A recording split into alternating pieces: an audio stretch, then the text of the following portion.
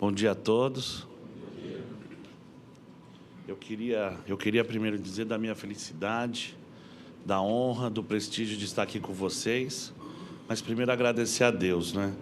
A Deus que é o Senhor do Universo, é Ele que determina todos os caminhos, que ilumina todas as rotas e que no final das contas, não é, que nos dá o prazer da felicidade e de amar o próximo também. Eu queria dizer a vocês, não é, e agradecendo pessoalmente e assim do fundo do coração esse meu amigo querido, não é, o Dr. José Augusto Viana Neto, meu amigo Dr. Viana, e dizer a ele: Dr. Viana, a pessoa que eu mais amei na minha vida foi meu avô, e meu avô era corretor de imóveis, não é? A pessoa que mais amei, a pessoa que criou meu pai e que foi a mais próxima, a mais querida e a mais afetuosa comigo. Inclusive hoje, nessa madrugada, eu fiquei sabendo que o Dr. Viana teve a sua primeira netinha. E veio aquela, com mais força ainda, a figura do meu avô, né? Não em razão a mim, a ele, porque não dava, mas em razão da Vitória e ele. Então eu queria pedir uma salva de palmas para a Vitória, a netinha do Dr. Viana, a quem eu vou dedicar minhas palavras. Espero muita saúde, paz, prosperidade, felicidade e principalmente amor, porque que ela é uma menina de família, não é? Que já nasce num seio cristão e do bem, isso eu não tenho a mínima dúvida. Parabéns para a mamãe da Vitória, papai dela e para o vovô, né? O vovô está todo feliz, né? O vovô está radiante. Eu queria também agradecer de coração os meus amigos advogados que têm aqui uma atuação direta aqui no Cresce, né? O Ademir, o doutor Ademir Lemos Filho, o doutor Márcio André Rossi Fonseca, né? Todos os demais, e o meu amigo de faculdade, um amigo que eu conheci com 17 anos de idade, que fez o curso da PUC e que eu sempre encontro recorrentemente na trajetória da advocacia, o Carlos Alberto Pereira Leite, esse meu irmão.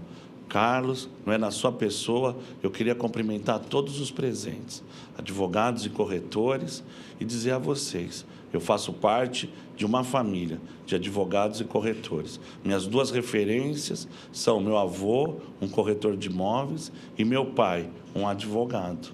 Não é? Então, eu tenho um carinho muito especial. Quando eu tive essa oportunidade de alinhar, de me aproximar aqui do Cresce, essa oportunidade foi extremamente rica para mim, porque essa oportunidade, ela converge exatamente com as minhas duas referências. Referência de gente trabalhadora, de gente do bem, de gente que acredita em Deus, de gente que só faz pelo próximo, que se dedica pelo cliente, que não tem vida pessoal, que não tem fim de semana, que não tem domingo, que não pode tirar férias, que luta todo dia, que não ganha por mês, que ganha por vez. Essa é muito forte, é uma diferença muito forte, não é? O que faz os prestadores de serviços especiais não é que eles são mais bonitos, não é que eles são mais ricos ou mais inteligentes. O que faz os prestadores de serviços especiais é que o prestador de serviço e as minhas referências, o corretor e o advogado, sempre se dedicam ao próximo, sempre atendendo o próximo. É a expressão econômica e jurídica do amar o próximo como a si mesmo, não é? E falando do próximo, das amizades, eu queria externar a minha gratidão especial ao Aloísio, meu irmão, meu amigo, assessor direto do prefeito Kassab, do deputado Ricardo Izar, esses outros meus irmãos, não é? A quem eu faço questão de consignar esse laço tão próximo que a gente tem. Enfim, eu queria mesmo agradecer, dizer obrigado, obrigado, obrigado. Eu queria ter tido a oportunidade de dar um aperto de mão, um abraço, um beijo em cada um. A minha mentalidade é essa, não é? Eu gosto, inclusive, eu não gosto de ser chamado de doutor, eu gosto de ser chamado de Ricardo, eu não gosto nem de ser chamado pelo sobrenome. Eu não gosto nem de ser chamado por Sayeg. Não obstante, eu tenho muito orgulho desse nome que me foi dado, a princípio, originalmente por um corretor de imóveis, e que passou por um advogado, e que, no final das contas, fixou toda a minha referência. Olha, é uma honra, é um grande prestígio, um prestígio imenso estar aqui no Cresce, tendo a oportunidade de conversar, dialogar, refletir e confraternizar com cada um de vocês. Não é? É por conta disso que eu agradeço. Hoje eu vou passar um dia bom, um dia feliz, por ter estado aqui no Cresce e ter alimentado o meu espírito, não é, com essa referência que me faz me entender o que eu sou, como é que eu ganho a vida e como é que eu sustento minhas crianças. Eu sou pai de 4 crianças, um de 5, um de 7, um de 14 e um de 18. Às vezes eu penso num poodle, né? Devia ter comprado um poodle porque não cresce. Mas o mesmo de 18 ainda não consigo ver, eu não consigo chamar de homem, eu chamo de criança. Está desse tamanho. Mas, enfim, eu vim aqui falar de capitalismo. Capitalismo é minha área de estudo, a análise jurídica do capitalismo, e essa área extravasou para a humanização do capitalismo. E essa humanização me parece que é extremamente importante e que atinge a todos nós. Eu sou chefe da cadeira de Direito Econômico da Faculdade de Direito da PUC de São Paulo, professor, visitante da Universidade de Lisboa, a Clássica de Lisboa, enfim, sempre estudando as instituições capitalistas, que é baseada na propriedade, que é o objeto de trabalho de vocês, e baseado também na nossa prosperidade, que faz parte de toda a pessoa. Eu quero já deixar de antemão que eu sou absolutamente a favor do direito de propriedade privada, sou absolutamente a favor do capitalismo. Eu acho que hoje o capitalismo prevaleceu no planeta, não existe um reduto no mundo que não seja capitalista, ou que seja relevante e não seja capitalista. A própria China, hoje, é uma potência do capitalismo, a segunda economia mundial, tem todos os seus controles, enfim, tem todo um sistema próprio, mas ela, para alcançar a posição que hoje se encontra, ela é capitalista. Só que, veja, o capitalismo tem um aspecto muito claro. Esse aspecto é de permitir que as pessoas prosperem, permitir que as pessoas enriqueçam, de tender a aqueles que trabalham duro, aqueles que trabalham licitamente, aqueles que trabalham honestamente, tenham a sua prosperidade. Essa é a imagem do capitalista. Trabalha, planta que você vai colher, planta que você vai ter. E a verdade é, muitos têm, muitos merecem, e eu espero, do fundo do coração, que todos os corretores de imóveis e todos os advogados do Estado de São Paulo e do Brasil sejam prósperos, sejam ricos, não tenham problemas financeiros, que tudo fique bem, céu de brigadeiro, mar azul, aquela maravilha. Mas não é assim que acontece. Não é assim que acontece. A grande maioria tem problemas financeiros, tem problemas de ordem profissional e, ao contrário, tem direito a uma boa qualidade de vida. Então, a gente tem que pensar num sistema onde se garanta quem tem, se garanta a prosperidade, se assegure que cada homem, pelo seu próprio esforço, trabalhando honestamente, tenda à riqueza. Eu espero, sinceramente, que todos sejam ricos, mas a gente tem que garantir a boa qualidade de vida, o mínimo existencial, mais do que o mínimo até. A gente tem que garantir o razoável, o necessário existencial para todas as pessoas, e principalmente para os prestadores de serviço. Como o Dr. Viana colocou, não é? Esse homem, esse herói no meio dos prestadores de serviço, porque ele defende uma categoria que sempre é desvalorizada, ele luta intransigentemente por essa dignidade, por essa respeitabilidade, por essa prosperidade individual de cada um de nós e reflete na pessoa física. E eu queria, de todos nós, eu queria aqui marcar esse testemunho, não é? E pedir novamente uma salva de palmas para ele. É verdade, doutor Viana, o que o senhor faz é maravilhoso, parabéns pelo seu trabalho. Parabéns pelo seu trabalho. E deixar claro que se eu ganhar a Ordem dos Advogados do Brasil, nós vamos alinhar, nós vamos trabalhar juntos na defesa da dignificação, da respeitabilidade, da honorabilidade e da prosperidade e da excelente qualidade de vida de todos os profissionais liberais, dos advogados e dos corretores, porque são as minhas referências, são as minhas referências. O que acontece, senhores, é que o prestador de serviço, cada vez mais, por uma questão de redução de custos, ele acaba sofrendo uma tendência de ser colocado numa posição de dispensabilidade, quando isso não é verdade.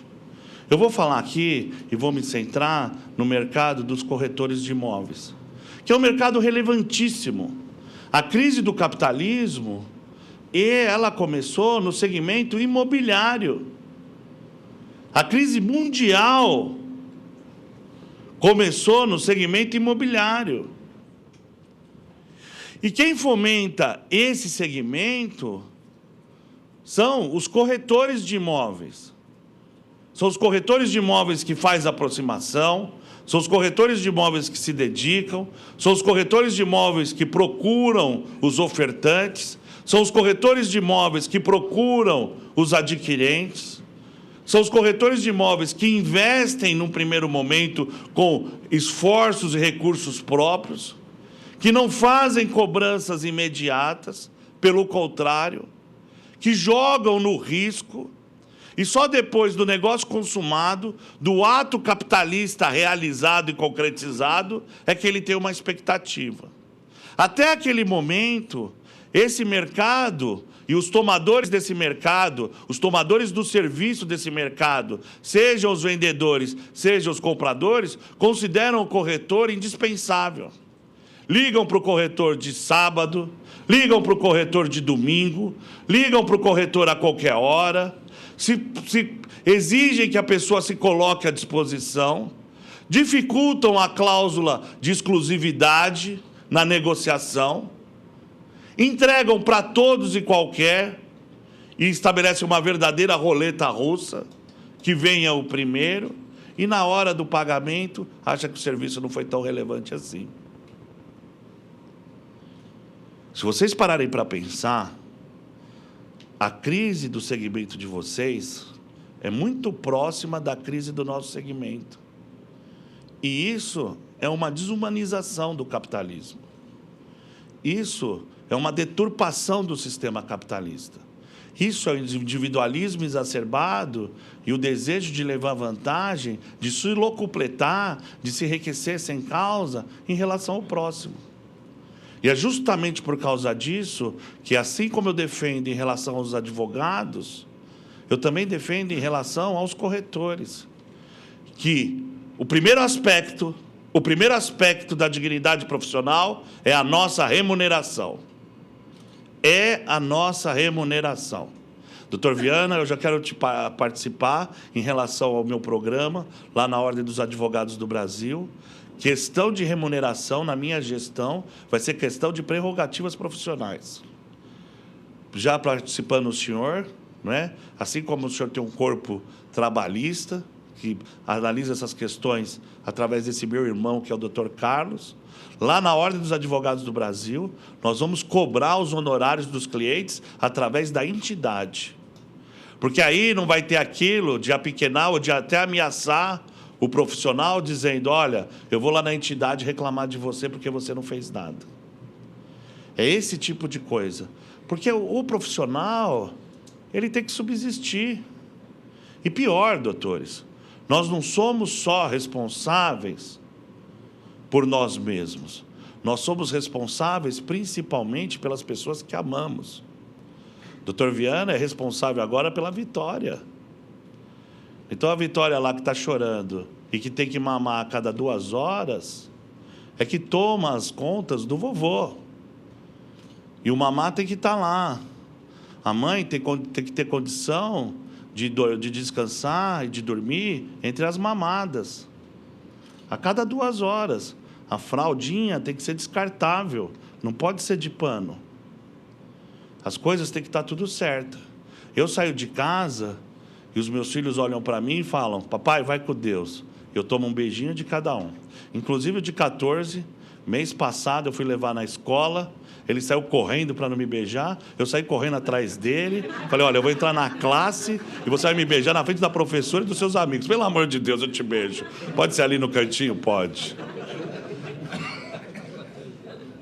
Mas, doutores, esse beijo, esse sorriso, esse abraço, esse vai com Deus, é a maior cobrança que um homem de bem recebe. Se ele não tiver o que comer, se ele não tiver, se ele não tiver acesso ao estudo, se ele não tiver acesso à saúde, a vontade que dá é de tomar uma providência, mano militare. A vontade que dá é de ir lá e fazer o que tiver que ser feito para ele ter tudo que é justo para ele.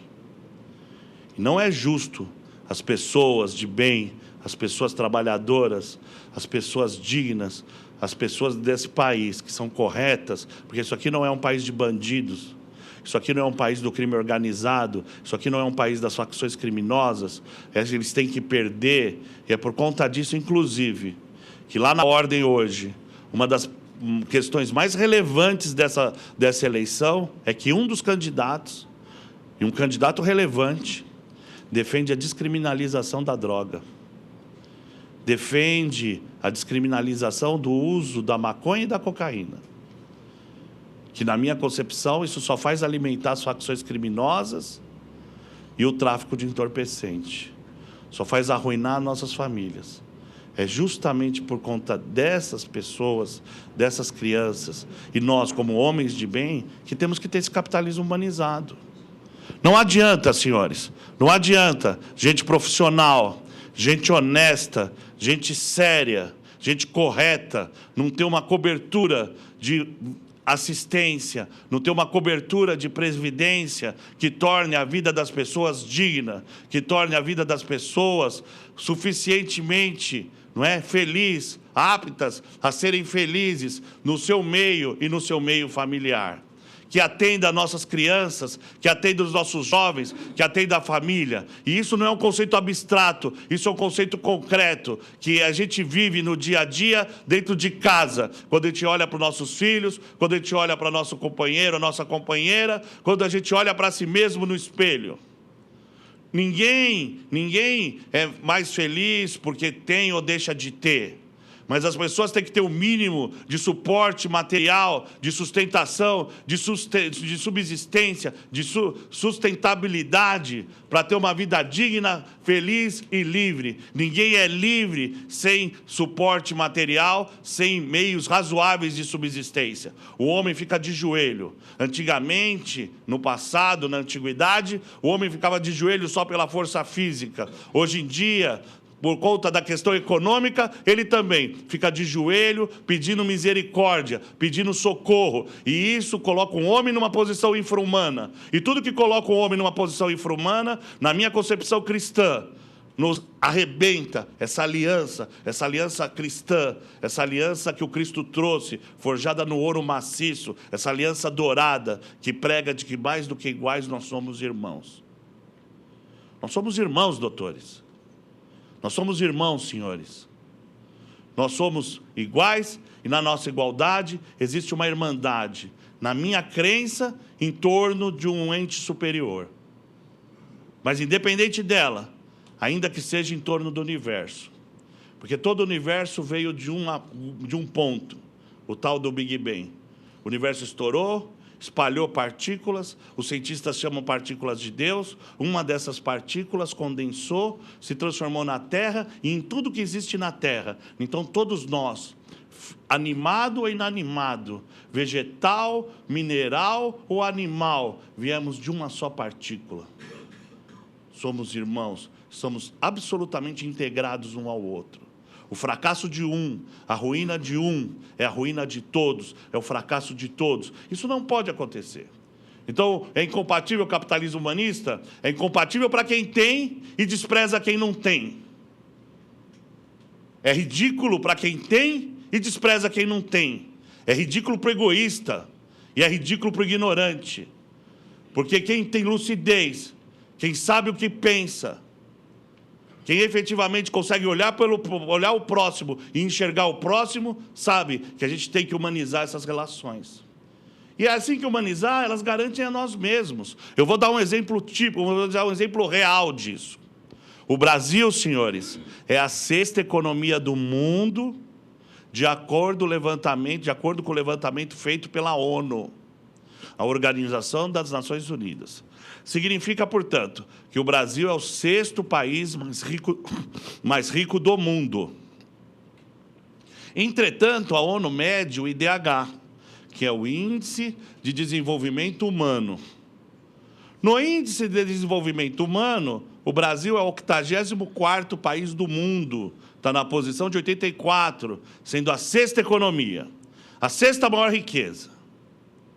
Ajustado à desigualdade, ele vai, segundo a própria ONU, ele vai para o 135º, que significa o Quênia. Então, doutores, não tem o mínimo sentido a 6ª maior riqueza do planeta ter parcelas importantes e significativas da sua população numa situação equivalente a um país pobre da África. Sem nenhum demérito à África, sem nenhum demérito àqueles povos, eles vivem numa situação de penúria e pobreza.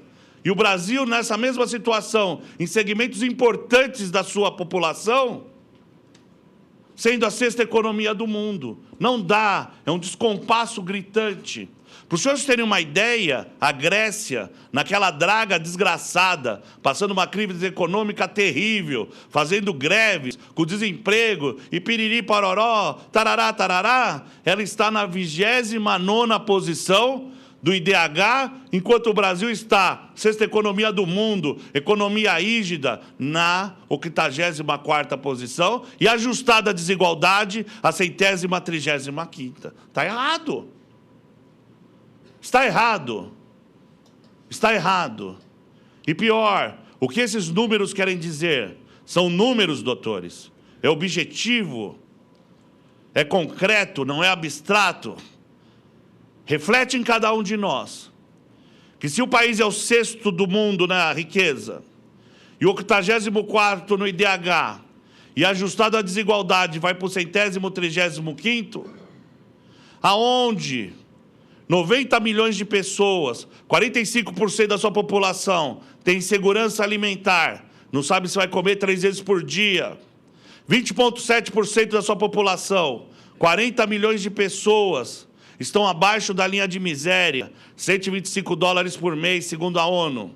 E 5,9% da sua população, 10 milhões de pessoas, estão em situação de miséria extrema, $1 por dia, segundo a ONU.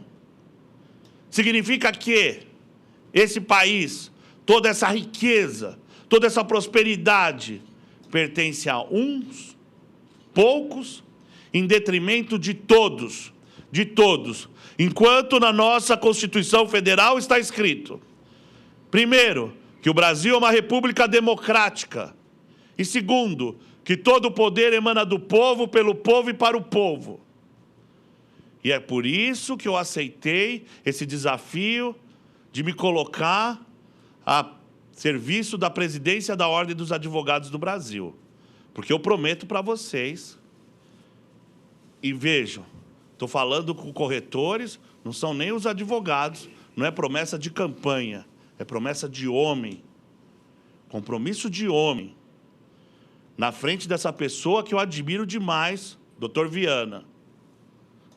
Olhando para o senhor, primeiro que a gente vai se unir, e depois que nós vamos entregar esse país para o povo, nós vamos entregar esse país para a população. Isso não é comunismo, mas isso é correto, porque é democrático e está escrito na Constituição Federal. O povo vai receber. E quando eu falo povo, são todos nós. Você, você, você, você, você, você. Todos nós vamos receber. Vamos receber o nosso quinhão. Não é possível, não é possível. No estado mais rico do país, no 6º país mais rico do mundo, profissionais prestadores de serviço, de altíssimo gabarito, porque todos nós temos gabarito, chega de se apequenar, chega de pensar pequeno, chega de se ajoelhar, nós temos valor e nós temos dignidade, não é fácil ser profissional em São Paulo, tanto os advogados quanto os corretores são obrigados a passar por determinados pré-requisitos para o exercício da profissão. Ninguém chega no balcão e pede simplesmente uma carteirinha e paga uma taxinha por isso. Não é assim que funciona.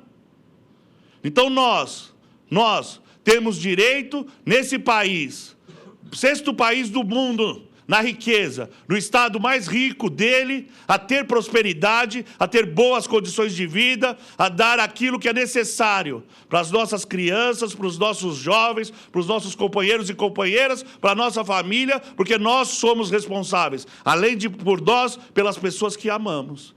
É isso que significa capitalismo humanista. É isso que significa.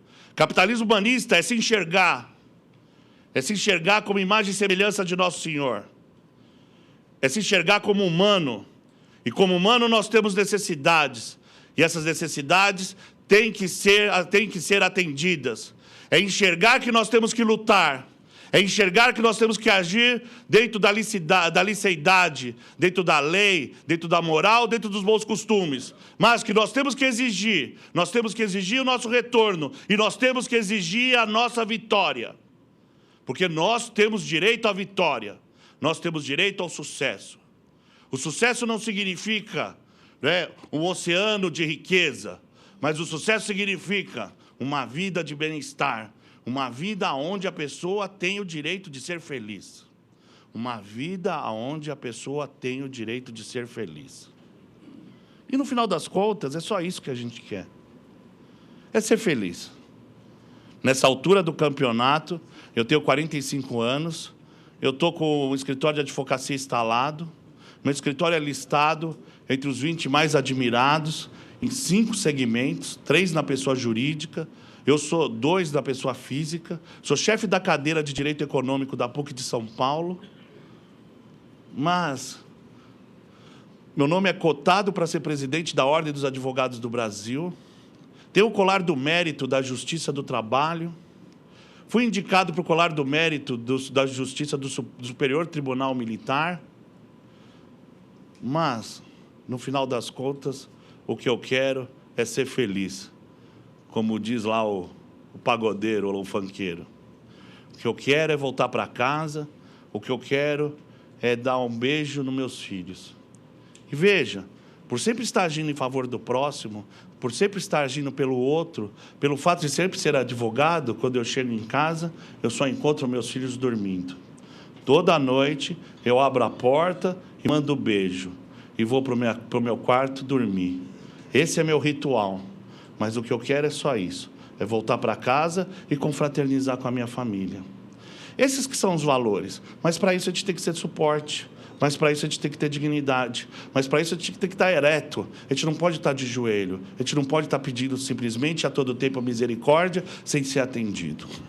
Quando eu fui defender minha livre docência na PUC de São Paulo, a gente defende, lá na PUC a carreira acadêmica funciona assim. Você faz a graduação, aí eu fui estudar filosofia na Universidade de Kent, 40 quilômetros de Londres, em Canterbury, por um programa de uma universidade americana no Alabama, em Birmingham. Voltei para o Brasil, fui fazer um mestrado, doutorado e a livre docência. Em cada uma dessas etapas, você apresenta uma tese. E a minha última tese foi a do capitalismo humanista. E dentro dessa tese, eu defendi o direito de toda pessoa à misericórdia. Misericórdia não é um favor, misericórdia não é caridade. Misericórdia não é só mais uma ação de Deus. Misericórdia é um dever do homem para o outro homem. Porque sempre que o homem estiver numa situação de miséria, você tem que compensá-la, você tem que remediá-la, você tem que resolvê-la, ainda que seja com misericórdia. Porque pior do que a justiça simétrica, porque a justiça simétrica é simplesmente o olho por olho e dente por dente, isso já está absolutamente ultrapassado, é você permitir que o irmão seu viva em miséria. Isso não está de acordo com Cristo, isso não está de acordo com a boa nova, isso não faz de nós irmãos, isso faz de nós selvagem, isso nos coloca numa savana africana, isso não é civilizado, no mínimo. Na minha cabeça não é nem educado, não combina com o berço que nós recebemos, homens e mulheres de bem. Senhores, esse aspecto da dignidade, portanto, é fundamental. É fundamental. A dignidade realmente, me parece, e a doutrina jurídica, o próprio Supremo Tribunal Federal defende isso, é um bem mais precioso que a própria vida. E eu acho que é mesmo. E por conta disso, eu vou contar uma história pessoal, uma passagem pessoal, onde eu pude viver isso. Há 5 anos atrás, 5, 6 anos atrás, eu fui acometido com um diagnóstico de leucemia. O escritório estava 10, está tudo bem. Na academia eu estava 1000, na minha família estava tudo em ordem, enfim, estava numa boa. De repente senti uma dor nas costas, fui fazer uma ressonância magnética, porque eu tenho sobrepeso, né, gordinho. Inclusive, né, minha esposa não diz que eu sou um pão, diz que eu sou um panetone, né? Gordinho. Aí eu achei que era hérnia de disco, fui fazer a ressonância magnética, lá no Fleury. A médica parou o exame e falou, tchau, vai procurar um oncologista. Vai procurar um oncologista agora. Fui direto para o Sírio-Libanês.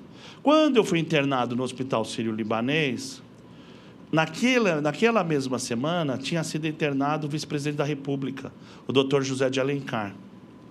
Então, aquela situação de impotência que eu senti lá no 6º andar, no setor de oncologia do Hospital Sírio-Libanês, eu senti na presidência da República.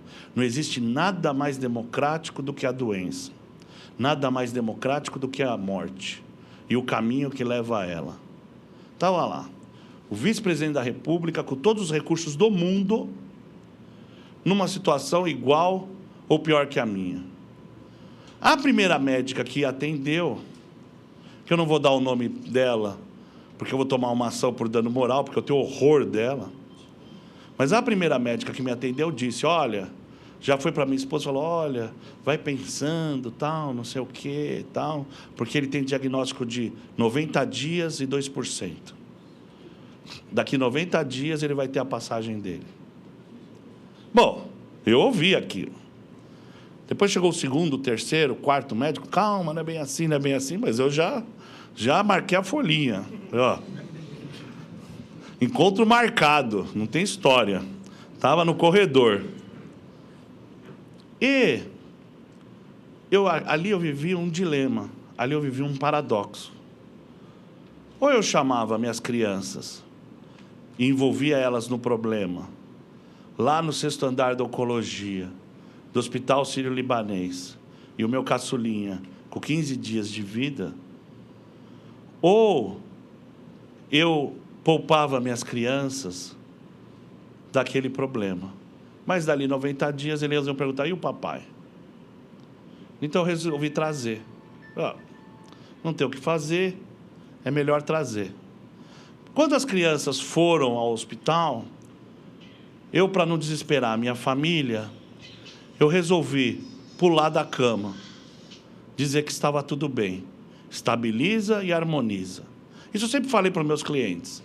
E ele ficava pensando comigo, agora eu tenho que ver se eu falava da boca para fora ou se eu falava com convicção. Calma, você pega na mão de Deus, estabiliza, harmoniza, isso é aprendizado, você pode sair melhor ou pior dessa situação, tudo depende de você. Mas eu aproveitei as minhas próprias lições, e naquele momento, e até hoje eu não descobri se até aquele momento eu tinha dito da boca para fora, naquele momento eu resolvi acreditar no que eu falava e no que eu pregava para os meus clientes. Pulei da cama, estabilizei, harmonizei, falei para as crianças que estava tudo bem e comecei a agradecer todo dia pela leucemia, lá no hospital. Obrigado, meu Deus, pela doença, ela me pertence, é o meu obstáculo. Todo homem tem seu desafio, todo homem tem sua lenda pessoal, ela é minha e eu vou vencer. Com resultado de vida ou com resultado de morte, ela não vai me vencer, ela não vai ganhar. Eu vou superar esse troço. Para vocês terem uma ideia, quando chegou próximo dos 90 dias, eu queria ver minhas crianças crescerem. Mas eu estava tão convicto, eu estava com tanta certeza dessa minha convicção, que eu já estava pronto para partir. Cadê a porta? É essa? Pode abrir que eu vou. Não tem problema. Mas a porta não se abriu. E eu superei. Naquele momento, eu queria trocar com qualquer um. Eu ia trocar com um preso, eu ia trocar com o viciado da Cracolândia, eu ia trocar com uma pessoa na situação de maior degradação possível, se eu tivesse a oportunidade da vida, porque eu queria ver minhas crianças crescerem. Era só o que eu pensava e era só o que eu queria, ver as crianças crescerem. Mas eu não podia trocar. E ali eu vi, doutores, ali eu vi o que significa a vida e o que significa a dignidade. Numa situação limite, porque a vida, Deus dá e Deus toma. O universo entrega e o universo tira, mas a dignidade não. A dignidade você exerce. A dignidade você exerce, a dignidade te pertence, a dignidade você controla. Esse é o sentido da dignidade. É bem aquilo que o Fernando Pessoa fala. Tudo vale a pena quando a alma não é pequena. Isso significa dignidade. Quando a gente tem dignidade, a situação pode ser a pior do mundo, a situação pode ser limite, a situação pode ser miserável, mas você enfrenta a situação de cabeça erguida, você enfrenta a situação ereto porque você tem dignidade. E como todo câncer, doutores, como todo câncer, senhores, deixa sequela, eu tive como sequela uma necrose bilateral na cabeça do fêmur, por conta da rádio, da quimio e do corticoide, dá um problema vascular. E por conta disso eu fui jogado na cadeira de rodas. Fiquei 2 anos e meio na cadeira de rodas.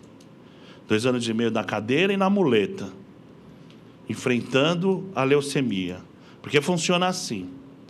No primeiro ano é 50% de chance de voltar, no segundo é 20%, no terceiro é 10%, no quarto é 5% e no quinto 0%.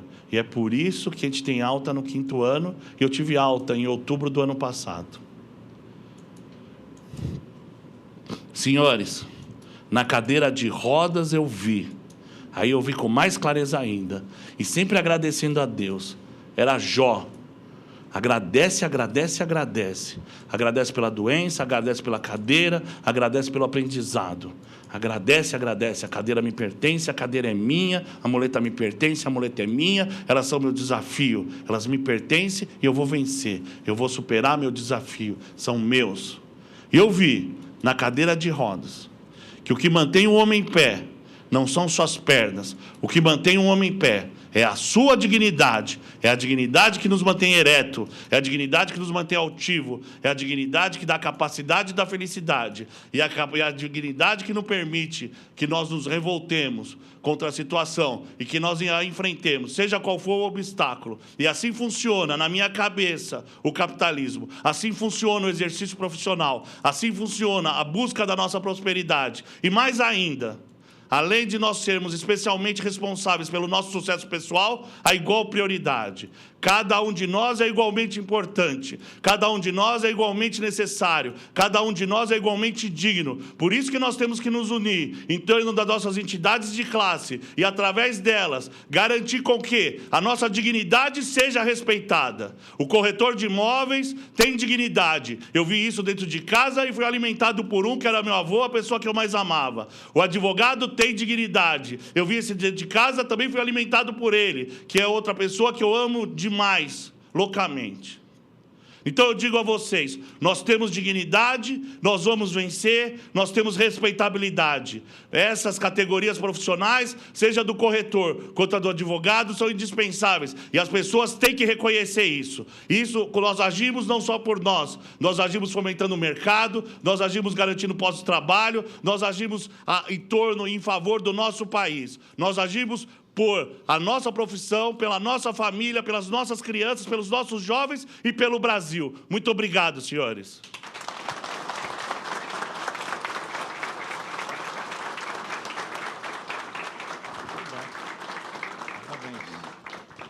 O senhor diz que há uma terceira via possível de humanismo. Um humanismo fraterno que não é teocêntrico, mas que, por outro lado, também não é antropocêntrico. Um humanismo integral, democrático, para todos e tudo, independentemente de credo e sustentado na lei universal da fraternidade. Isso acompanhei um programa seu, tá? E percebo que o senhor tem... Pode puxar de você, por favor. O senhor tem um dom muito grande, tá? Então, o senhor falou também, nesse mesmo programa, de dois filósofos que eu aprecio muito. E um é Hobbes e o outro é o Locke. Um era extremamente político e o outro era um médico, que, junto com Rousseau, inspiraram a Revolução Francesa. Então, no seu discurso de hoje, o senhor fala da nossa condição de relegados. O Brasil teria um caminho muito longo a percorrer ainda.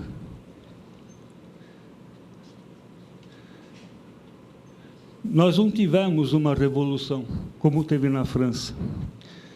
E nós crescemos dentro de dois ditados, infelizmente, muito populares.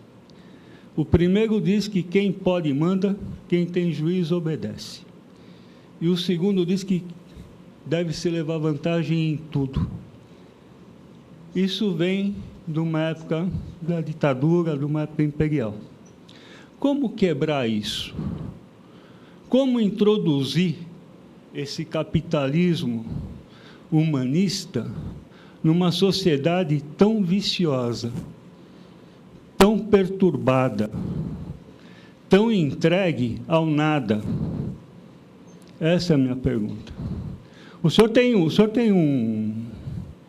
Eu fiz filosofia na mesma faculdade de esquina que o senhor dá aula, ali na João Ramalho com a Monte Alegre, tá?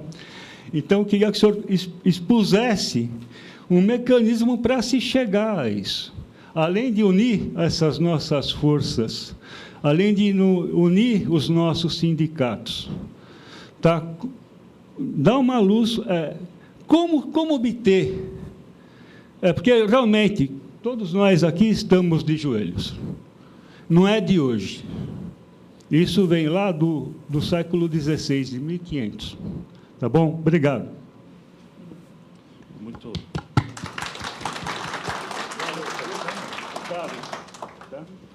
Seu Carlos, todos vocês, olha, eu queria agradecer pela pergunta. E foi ótima para eu prestar alguns esclarecimentos. Eu sou um advogado cristão. Eu sou. É a minha convicção. Eu não tenho vergonha de afirmar que eu tenho Deus na minha convicção. Mas eu não quero evangelizar ninguém, muito menos os meus alunos lá na PUC de São Paulo. Não obstante, seja uma pontifícia universidade, uma universidade também cristã. Eu tenho minhas convicções cristãs que partem de uma linha filosófica do direito chamada tomista, de Santo Tomás de Aquino. E quando as pessoas reclamam comigo, algum aluno fala, não sei, você pode falar isso em sala de aula? Eu posso. Qualquer coisa você briga com o meu empregador, que é o cardeal, o Dom Odilo. Vai reclamar para ele. Fala, ó, manda o professor Ricardo embora porque ele afirma abertamente que ele é um advogado e um professor cristão. Eu sou. Eu tenho orgulho disso. Eu tenho orgulho de acreditar no Cristo, eu tenho orgulho dessas coisas. Mas eu não quero evangelizar. Eu não sou pastor, eu não sou padre, eu não estou evangelizando. Mas eu dou meu testemunho, porque eu dou meu testemunho. A quem quiser saber, eu falo, eu sou. Não tem problema. Então, esse tipo de pensamento não é teocêntrico, não é teológico, não é uma questão teológica. Santo Tomás de Aquino falava, justiça é aquilo escrito no coração dos homens, por Deus. Se você tirar o Deus, ela continua ainda com uma estrutura racional. É aquele sentimento de equidade escrito no coração dos homens. Não depende propriamente de você encarar isso como cristão ou não, como uma divindade ou não. Agora, eu encaro que quem escreveu foi Deus. Mas, de qualquer forma, sendo ele ou não, lá está escrito o que é justiça, esse sentimento de equidade que todo homem traz consigo. Aristóteles falava, o que discerne o homem de um animal é justamente essa compreensão do justo, essa compreensão da equidade. É isso que nos faz, não é, humanos. Agora, também o antropocêntrico, eu acho que a pessoa não pode achar que ela é isolada em relação ao mundo. Existem alguns pensadores, isso ficou muito famoso, principalmente na Europa, não é? Uns caras, Jean-Paul Sartre, o Foucault, esse tipo de caras, né? Esse tipo de pensadores, filósofos, que eles pregavam o existencialismo, eles pregavam o pessimismo. Na verdade, o que eles pensavam? A única certeza que o homem tem, eu penso, logo existo, eu tenho certeza da minha consciência, eu tenho certeza da minha existência. Essa é a única verdade, eu existo. O homem não tem essência, o homem tem existência. É assim que eles pensam. E qual é a consequência prática disso? Na minha cabeça, ou seja, na cabeça desses caras, não é? Todo o resto é imagem, porque eu não tenho certeza que você existe. Eu te vejo, mas eu tenho certeza que eu existo. E nessa perspectiva, você é uma imagem. E assim como os filmes que a gente vê na televisão e até gosta, onde tem aqueles assassinatos, sangue para todo lado, e isso não nos abala, a gente também não se abala com a ruína alheia, porque tudo é imagem. Então, na medida em que o ser humano, o outro, passa a ser uma imagem e não uma verdade, isso faz com que você possa simplesmente apagar essa imagem, que essa imagem não tenha necessidades, que essa imagem não tenha direitos, que essa imagem não signifique absolutamente nada. Basta recortar a imagem. Isso dá uma consequência de ordem prática, onde a sociedade acaba se desvencilhando e onde a sociedade fica alienada. Os conselhos profissionais, né, e nesse aspecto, por questão legal e constitucional, a Ordem dos Advogados do Brasil, ela tem uma missão muito clara em relação a isso, uma missão em favor do próximo, uma missão em defender o povo. A Ordem, na nossa gestão, ela vai ser uma sentinela, um protetor, um defensor, um guardião permanente da população. Sendo advogado ou não, toda pessoa do povo vai saber que a partir do ano que vem vai se sentir mais protegida, não só pelo Estado, porque o Estado não dá conta do recado. O processo do mensalão mostra a corrupção institucionalizada, o Estado ineficiente. Isso não funciona. O que tem que fazer? As entidades representativas da sociedade civil, o CRECE, a Ordem, o Conselho Federal dos Profissionais Liberais, enfim, essas entidades têm que caminhar na defesa da população, porque elas são os porta-vozes da sociedade civil. E é assim que funciona. Agora, quando eu tive a oportunidade de estudar na Europa, eu, junto com os professores europeus, eles me indicaram na oportunidade para estudar os juristas terríveis. E eu estava na Inglaterra. E quem são esses juristas terríveis? É o inglês analisando os juristas do Reich alemão, lá do Hitler, que estruturaram todo aquele arcabouço jurídico para levar o genocídio 60 milhões de pessoas, de seres humanos. E ali eu vi com clareza, dentro da perspectiva do inglês, como funciona, não é? Os alemães, como eles fizeram para abstrair o ser humano.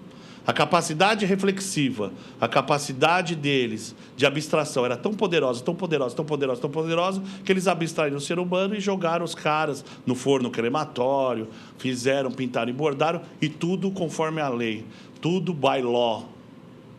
No Tribunal de Nuremberg, os nazistas se defenderam falando que estavam no cumprimento das determinações legais do sistema jurídico do Reich. Então, eles não poderiam ser punidos porque eles estavam agindo de acordo com a lei. Então, a gente tem que ter cuidado. A gente tem que ter cuidado.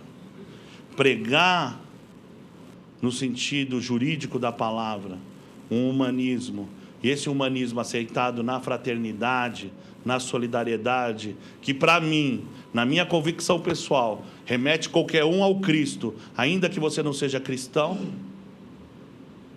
me parece que é a solução para a gente evitar que o sistema seja usado contra nós, que nós deixemos de ser humanos para ficarmos em uma situação infra-humana. Tudo aquilo que coloca o homem acima do outro, super-humano, como era o que os nazistas queriam, ou que coloca o homem abaixo da linha de humanidade, tira o homem da condição humana. E nada, senhores, nada, dentro das estruturas sociais, dentro das estruturas institucionais, dentro das estruturas legais, pode tirar o homem dessa condição humana. Nós temos que nos preservar enquanto homens, enquanto pessoas. Por isso que a dignidade é tão importante, porque a dignidade é o retrato jurídico da alma. Eu vou dar um exemplo de ordem prática no segmento imobiliário, para vocês entenderem como é que isso funciona na prática. O caso do Pinheirinho. O caso do Pinheirinho era um assentamento já consolidado, inclusive com transações imobiliárias dentro dele, de mais de 9.000 famílias, com benefícios urbanos, não é? Com infraestrutura urbana, uma situação, um bairro, não é? Um espaço na cidade consolidado. Vem uma ordem judicial, aonde uma juíza, respaldada pelo presidente do tribunal, diz que a propriedade tem que ser devolvida para o proprietário, e que aquela posse é clandestina, porque houve invasão. O proprietário, que é uma falência, não é? Que, por sua vez, esse bem tem que ser revertido para fazer o pagamento dos bancos credores e demais credores. Esse é o caso do Pinheirinho. Senhores, a propriedade tem que ser devolvida ao proprietário. Isso é capitalismo. E eu falei para vocês, olha, eu quero dizer aqui, antes de mais nada, de antemão, que eu sou capitalista. Isso é evidente. Isso é evidente. Então, tinha que devolver para o proprietário? Tinha que devolver para o proprietário. Mas agora eu pergunto a vocês, a posse era clandestina? Esse é o detalhe. Não era sabida, ela era sabida. Ela era consolidada. Reconhecida. Vocês são do ramo. Quantos negócios de posse tem? E lá na Ilhabela, e lá no litoral, é só escritura de posse? Ou não? Então vamos analisar como é que esse troço funciona. É verdade que os primeiros ocupantes ocuparam aquele espaço em caráter clandestino. Mas a natureza jurídica, essa ocupação, ela se transformou, quando ela se transformou em sabida. Ainda pelos deputados, eles tiveram todo um aparato em volta para que aquilo se concretizasse. E depois, isso já virou uma função social e não foi feito. Foram lá simplesmente e tiraram essas pessoas. Isto é ridículo. Isso é ridículo. Então, doutores, vejam, como é que juridicamente isso funciona? Como é que juridicamente se soluciona? Dentro dessa solução ridícula, porque eu também falo, é ridículo. É ridículo. É ridículo porque é desumano. É desumano porque atenta contra a dignidade daquelas pessoas. Falar para aquelas famílias assentadas, para aquelas crianças que nasceram naquele local, que eles são clandestinos, isso é uma ofensa, isso é um tapa na cara de cada um deles. E quando deu um tapa na cara do povo em geral, deu um tapa na cara de todos nós. Ofendeu a todos nós. Por isso que não pode ser simplesmente uma imagem. Por isso que a gente é obrigado a enxergar o outro. Mas qual é a solução jurídica, Ricardo, disso? Então soluciona isso. É simples. A propriedade tem que ser devolvida ao proprietário. Mas quando a posse é de boa-fé, as benfeitorias têm que ser indenizadas. Não é assim que funciona, corretores? Não tem que indenizar? Ah, mas era barraco, era muito feio, mas era tudo que aquela gente tinha. E para eles era lindo, porque o seu lar é seu castelo, o seu lar é seu refúgio, e o seu lar é a coisa mais preciosa, mais rica que um homem pode ter materialmente. Então que o juiz desse 3 mil reais por barraco, 3 mil reais por ocupação, são 9 mil famílias. Quanto é a conta? 2 milhões e 700 mil reais. Tinha que indenizar para tirar do terreno, porque tem direito de retenção. Ou não tem direito de retenção por benfeitorias, corretores? É assim que funciona. Então, vejam, que tipo de capitalismo que a juíza defendeu? Que tipo de capitalismo que o Tribunal de Justiça, o presidente do Tribunal de Justiça defendeu? Que tipo de capitalismo é esse? É um capitalismo sórdido? É um capitalismo selvagem? É um capitalismo de Hitler? É um capitalismo inodoro? E é um capitalismo que atenta contra qualquer pessoa de bem. Porque não é possível crianças nasceram naquele lugar, chamar aquelas crianças, porque a criança também é possuidor, ela tem personalidade jurídica, ela é possuidor, chamar aquelas crianças, principalmente elas, de clandestinos. Isso para mim foi uma ofensa. Se fosse na minha gestão da presidência da Ordem dos Advogados do Brasil, eu ia ser o primeiro a ir preso, porque eu ia me amarrar no trator. Eu ia impedir que aquilo tivesse acontecido. Ia colocar toda a entidade. Ia fazer o que tivesse que ser feito. Nem que tivesse que pegar um avião e ir até a ONU. Fizesse o que acontecesse. Isso não poderia ter acontecido. Porque isso ofendeu todo o povo do Brasil. Ou se ofendeu a cada um de nós. E é assim que na prática. Na prática são coisas concretas. Coisas que garantam a dignidade da pessoa humana. Eu vou dar um outro exemplo para vocês desses atentados contra a dignidade. Doutores, senhores, quantas vezes vocês fazem aproximação e a pessoa diz que vocês não fizeram nada? Quem passou por isso? Quem passou por isso, levanta a mão. Vai, vamos lá. Vamos ver.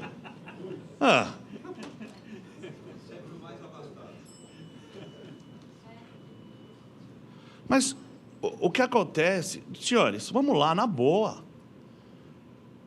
A profissão de vocês, inclusive, é uma profissão de risco. Vocês só recebem com o negócio consumado. E quando o cara falar isso com vocês, ele falta com respeito. Antes de tudo, ele não te respeita. Ele não te respeita. Isso é péssimo. Porque ele não te enxerga. Você é um nada. Porque se ele te respeitasse, ele ia ter vergonha de falar. Ia começar pela vergonha de falar. Então, é uma questão de dignidade. Porque ele não só deixa de te pagar, ele te ofende. Não é humilhação, porque nós não curvamos, um homem de bem não se curva até a qualquer humilhação, a qualquer ofensa. Esse tipo de coisa pode não te atingir, mas esse tipo de coisa te perturba, esse tipo de coisa viola a tua esfera de direitos. E atinge a tua dignidade. Ou não atinge a tua dignidade? Então, pois não, Lê. Eu acho que na situação do Pinheirinho, houve um problema. Que o dono da terra não é o proprietário, é o poder público. A prefeitura ela tem poder de desapropriação. Ela tem a obrigação, desobedecendo a ordem da justiça com o proprietário da posse, que era o proprietário verdadeiro. O poder público ele tem poder sobre a terra e ela tem a obrigação de intervir entre a justiça e o proprietário de posse, intervir e declarar propriedade pública para fins sociais. Aí sim, aí essa relação do judiciário com o verdadeiro proprietário.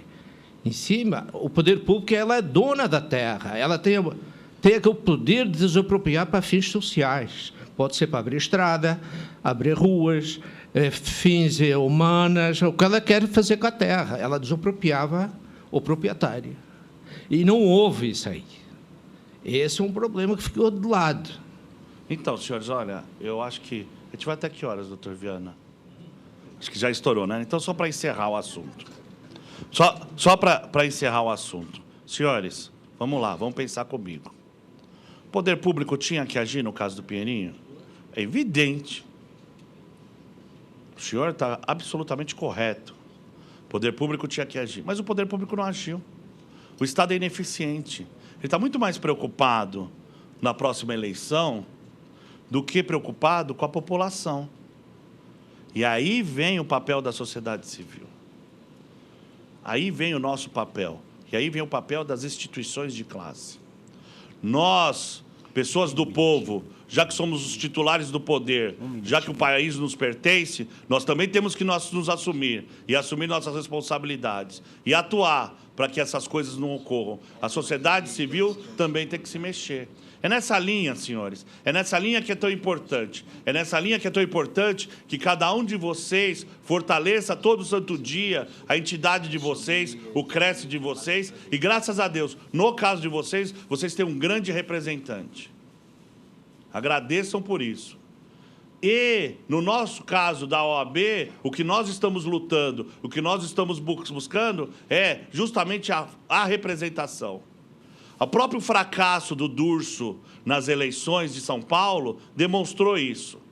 Porque se a população enxergasse nele um protetor, um defensor, um sentinela, um guardião da própria população, um porta-voz da sociedade civil, primeiro que ele não ia sair para vice, ia sair para prefeito. E segundo que ele ia arrebentar de voto. E nada disso aconteceu. Então é essa fragilidade, não é? É essa carência de representação, de gente que efetivamente faça pela pátria que hoje acontece no Brasil. Então eu conclamo todos vocês, cada um de vocês. A gente tem os nossos direitos. E eu estive aqui na primeira parte só falando de direitos e da nossa vitória. Mas para a nossa vitória acontecer, todos nós temos que assumir também as nossas responsabilidades. Nós temos responsabilidade pela nossa profissão, nós temos responsabilidade pelo nosso mercado, nós temos responsabilidade pelo fortalecimento da nossa entidade e nós temos responsabilidade pelo Brasil. Por isso que quando eu termino minhas intervenções eu falo, sempre agora nessa época, pela advocacia e pelo Brasil. É isso que eu acho. A gente tem que lutar pela nossa pátria. Muito obrigado.